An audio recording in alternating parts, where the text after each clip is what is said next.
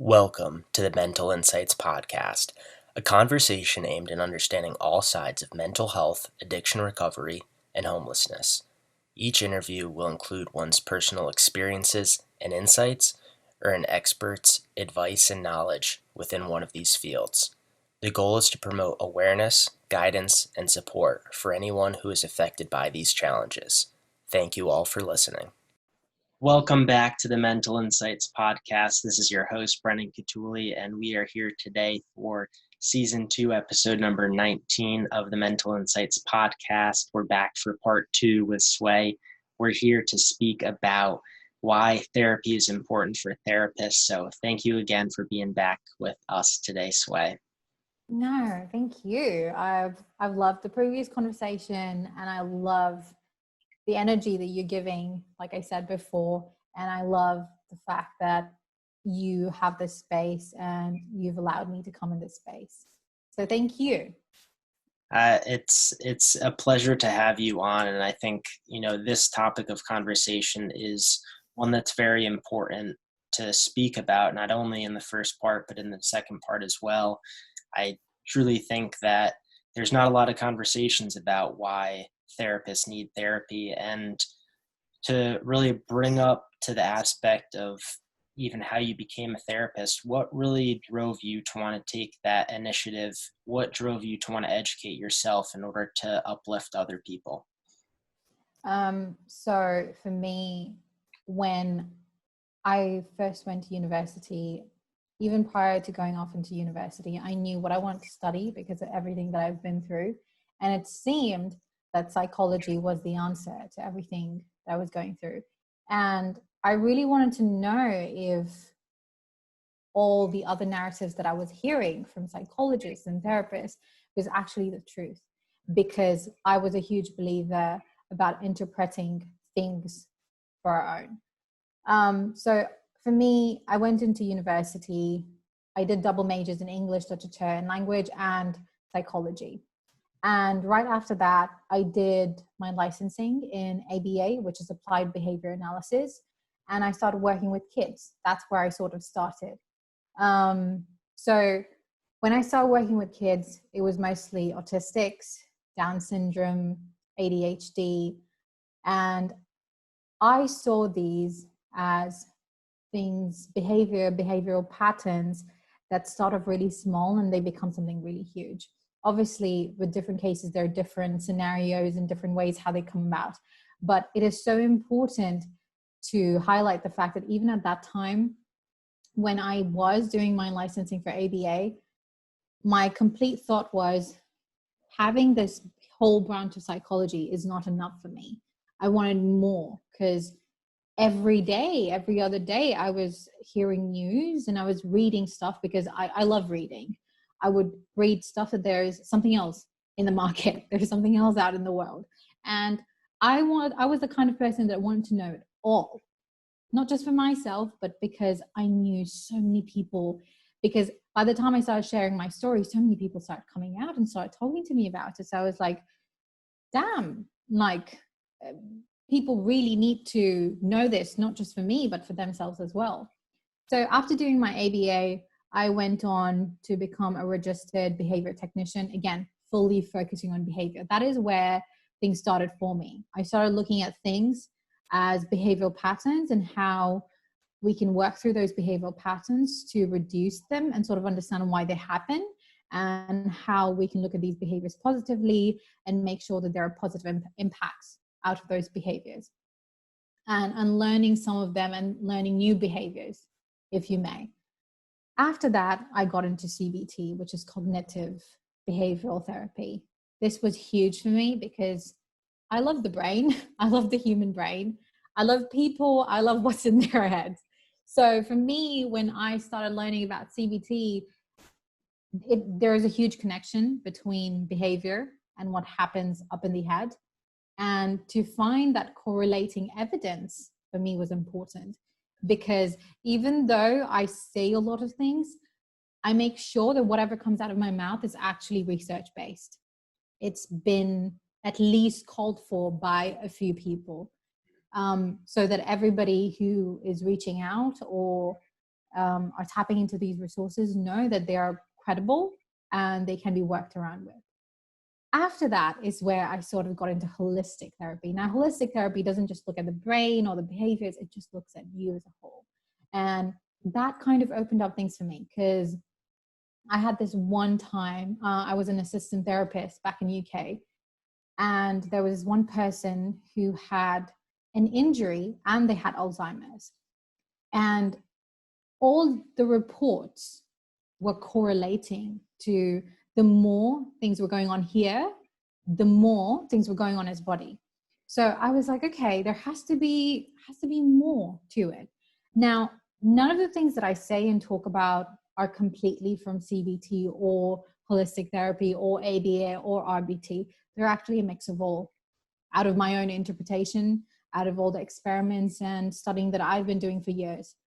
So my drive to sort of come into this field and work towards it was because I wish I could help my mom. I wish I had the armor and the tools and the ammunition at that time when my mom and my dad were asking for help. Maybe things wouldn't have come as far as they did, and maybe I would still have a family and I wouldn't have to cut ties with them. So that was my biggest motivation. My second motivation was I didn't want to be in a slump. I wanted to understand myself, and I knew that the tools at hand to understand myself weren't enough. And the third motivation was the astonishing number of people that are around the world who really, really just don't even know the existence of how beautifully we can bring everything into harmony without having to go through the chaos, without having to feel the pain. So these were my three motivators. I wanted to genuinely make the world a better place, one person at a time. And I knew the importance of sorting myself out, which is why self-therapy for therapists is a huge thing for me. I am someone who still has depression, still has severe anxiety. I still have panic episodes, and I went for therapy for it, and I'm not ashamed of it. I still work on self-therapy for myself to make sure that every day I'm in harmony. And even though there's a little bit of chaos going on, I mean, you can't have perfection without a bit of good and a bit of bad, right? And for me, that's been the important journey. So yeah, those were the things that drove me to be at a point where I could really talk about things and talk about things based on reality of many different voices. And they aren't just based off psychology, but they're based off philosophy and all good things in life. So yeah. Thank you so much for sharing that, Sway. It definitely seems to show that you are changing, yourself in order to change other people around you, in order to change and really uplift a lot of people within your community and people around. So, it definitely shows that you have used that motivation for a greater good, and it's definitely going to continue to spiral. And you can, as we spoke about, have generational trauma, but also you can have this kind of motivation in order to do it in a good sense. So as you broke that cycle, you can be bringing in this cycle of people who want to educate themselves in order to educate and support other people. So you're doing the flip side of what you face and what a lot of people are going to continue to face. So you're bringing out that good that we need in order for this, this good avenue, this good education going on throughout, uplifting people who may not have the resources. Within getting therapy, it still is hard today. There's not resources out there for many people, and especially for therapists to even get it can be a challenge of sorts. And to really clarify, how can someone really just prepare themselves to go to therapy, whether they are a therapist or whether they're just someone in another field working? How can they really prepare themselves to go to therapy and, be ready to uncover some of the challenges that they faced and take that step within their life? So one thing about going to therapy is that you shouldn't look at therapy as just therapy. Therapy is a very holistic thing. It's a very, it's like guided learning, you know, but the guided learning in this scenario is about yourself. The therapist is not there to, you know, be a fortune teller. It's there to sort of help you rediscover parts of yourself that were repressed or shut down for a little bit by asking the right questions, by getting to know you, by getting to know what's really going up there. The best way, I think, and again, one size doesn't fit all, but the best way for me, even before I became a therapist, how I prepared for therapy was to just hold on to the fact that this is going to be a positive change. I asked myself if I needed therapy, and that's a very good question to ask yourself. If you're at a point in life where you're considering therapy, really consider it. And when I say consider it, sit with yourself and ask, why do I need therapy and what am I expecting out of it? Because it is not a magic wand. That's number one. It's not going to wrap up in one session. It's not going to wrap up in a few sessions as well. It's going to be an ongoing thing. And even after you leave therapy, you're going to be in therapy. That's one thing you have to understand. It's like you're still going to be in therapy after you leave therapy, because whatever you've learned, again, it's a source of knowledge about yourself, about your behaviors, about your thinking, about what you do and why you do it, and your emotions. You're tapping into all of that, and it's a lot of knowledge. So even when you come out of therapy, all that knowledge, you're going to take that time to process it. So let's say you went into therapy for 2 years, you come out of it. For the next 2 years, you can expect to still be in therapy with yourself. And that is progress, you know? So it's really asking yourself why I need it and what am I expecting out of therapy. Once you have your expectations and your needs and wants out of it lined, you have realistic goals towards therapy. So when you go into it, you don't expect things to just happen. You know it's going to be a process, just like every other thing in your life. Wonderfully said. It certainly can be tied into what we were speaking about in the first part of the episode about these self-healing techniques and activities that you can do on your own. And, you know, those are the things that you need to do after or even during you're going through therapy. These are measures that we need to continuously take. And as you're saying, it's not, there's no really truly end goal. It's constant work within yourself. And that's truly where that comes into play. And when you look at the aspect of what you're talking about in terms of self-healing for therapists, you would think that therapists have the answers, they have the resources, they have the knowledge. But could you explain more why really therapists need therapy? Why do they need to have that other perspective? Because you can't always see it from that one-sided view of, all right, I can help other people, but can I truly help myself? So there are two aspects of therapy. There is the therapy where you actually go to therapy, to another therapist or psychologist, and get, you know, your answers sort of guided through them, or you can do self-therapy. In both of them, why is the question, right? Why do therapists need the therapy? I'm an empath. That means whatever energy you're giving me, I'm soaking it in. I'm a sponge. I'm soaking all the good and all the bad. So what it does is it makes my heart heavy sometimes, and I start putting myself in your shoes, and I feel your pain. I feel your good moments. I feel your bad moments. And at times like that, you know, once the session is over and I come back home, it can be devastating if it's been a session that's really heavy, and I've heard news and I've sort of, you know, walked through your path with you in that moment. It can be overwhelming. And I know I've been in those spots where I've talked to a person and they've told me everything, and my heart is just, it squeezes so tightly. So it's not just the emotional aspect, it's about how we as therapists, and I'm going to talk about myself here, like for me, it was emotionally, mentally, and physically draining. because I've really gone through that with you, because I've given my 100% to my client. I've given 100% to that person sitting next to me, sitting in front of me. I've given them my 100%.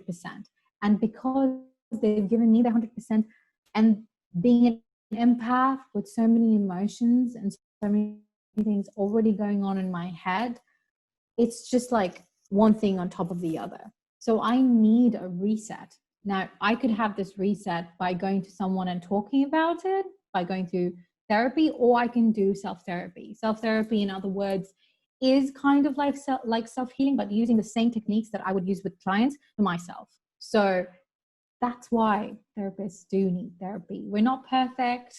We do have all the answers, but like I said in the previous one, we as humans are as sacred and full of wonders like the universe. And there are going to be things, even it's the small things. I remember one time I came out of a therapy session and I just started crying.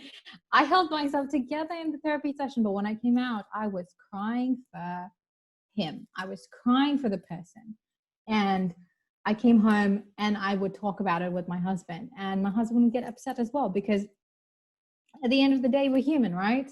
We feel empathy, we feel sympathy, we feel for the other humans. And if you're in tune with your emotions, like me or my husband, it really rushes through you. You start imagining the things that happen to them, and you start noticing that your behavior start changing. Like for me, sometimes I would get into a slump because I'm thinking so hard about that other person's situation that I'm looking at my phone and I'm just staring at it. But in fact, my mind is continuously being stimulated. But because it's being stimulated by that thing, by that situation, I'm not being able to do anything else. So there are some dark days, even when you are giving that help. But that's where self-therapy or therapy comes in, where you start to learn like where you put your boundaries. Like you come out of the therapy session or you go into the therapy session, you have those boundaries in place so you don't feel a certain way. Even though you're giving your 100%, you have those walls where those emotions don't seep in and they don't affect you that way. So yeah, that's basically it. Wonderful. It certainly shows how, a sense of community, a sense of belonging is really, truly important. Why, therapy is needed as, someone as yourself who didn't have people there to support you initially, to now being able to be supported and support other people. Could you speak about how the sense of community, how having someone there to even just be a person to listen, or even a person to shed some light and resources, why is community important for someone who is facing any type of mental health challenge? Okay, so realistically speaking, and purely off emotions, when you connect with someone on something that happened and you resonate with it, our mind automatically puts that other person in a familiarity box where we feel this small sense of comfort with sharing that bit of information. So what it produces then is that it makes us empathetic towards their situation. It makes us want to listen to them. It makes us want to support them and give them help. And if it weren't for these things, we wouldn't be human, right? So community is important because you always need that one person to say, I understand you. And if you don't have that person who says, I understand you, even after, because you can give yourself validation, you can acknowledge yourself, because that is the first most thing to do. But sometimes you also need that support and that pat on your back saying that I honor and respect your reality. I honor and respect your narrative, and I understand what you're going through. And even if I don't understand on the days that I simply can't, I'm going to try to. So community plays a huge role in motivation and inspiration. And if we don't have community, we're not really being human.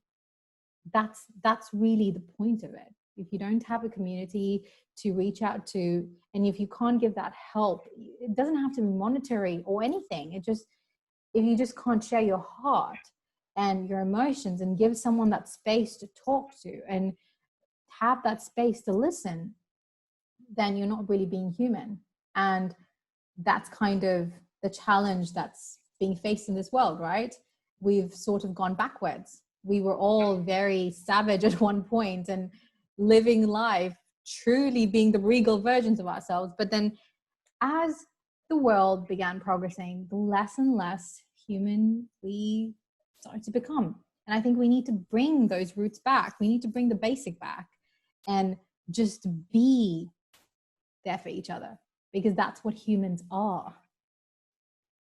I love it. And I think you'll probably transition that answer into the one for this last question that I have. I ask all my guests this, and it's an encompassing question of what you've experienced and what you're doing now and what your truly hopes are for the future. And it's a hypothetical question in that you're given a large sum of money, and this money can be allocated towards whatever resource you want to create to support people of, facing whatever challenge it may be, whatever, if it's within the mental health field, really, whether it's providing support for the youth in the Middle East.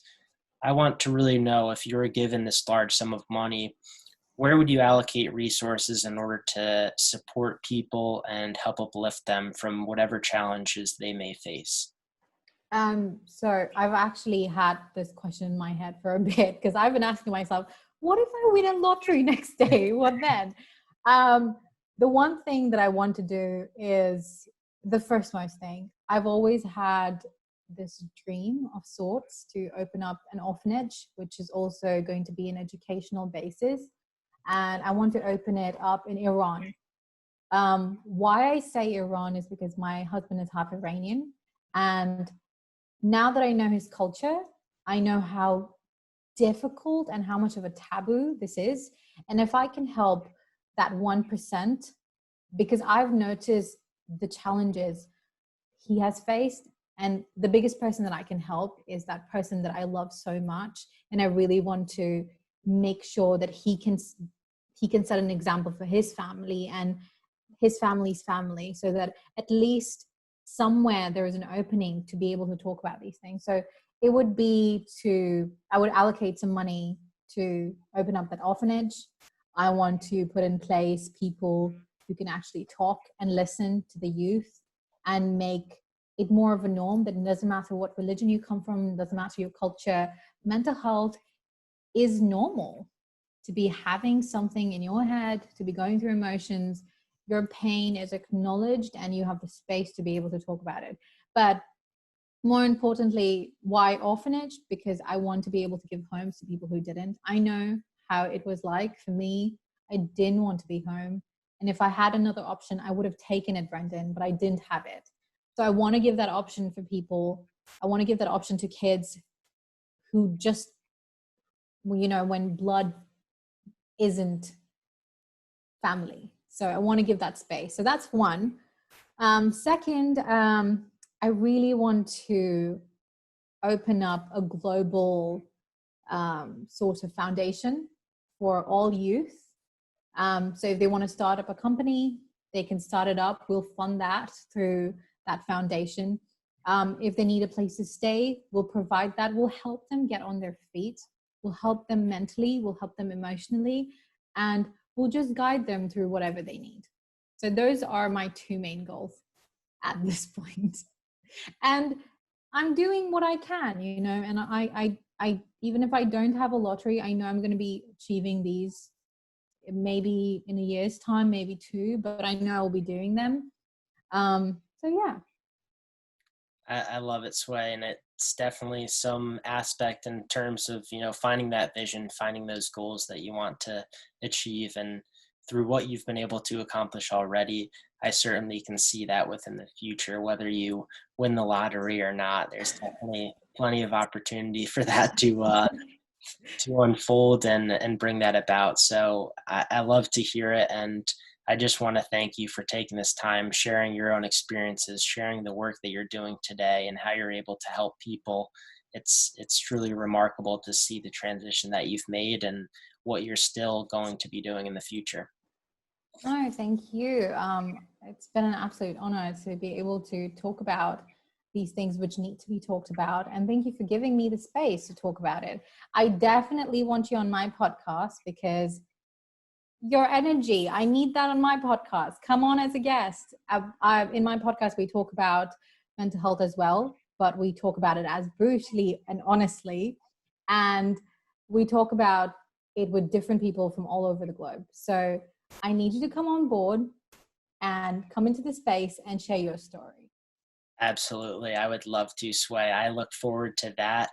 And for now, everybody can find the resources towards your work, towards your podcast, and towards your contact information below in the show notes.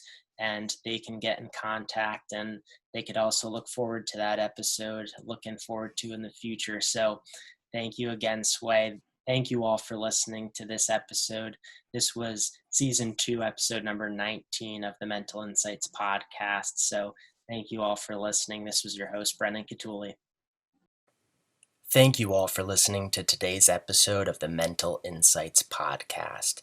Make sure to reach out to today's guest or myself if you need any advice, guidance, or support in your life today. Please be sure to like, subscribe, and review to this podcast so we know what you thought of this episode. I look forward to being in touch with you all in the next episode. I hope you all have a wonderful day.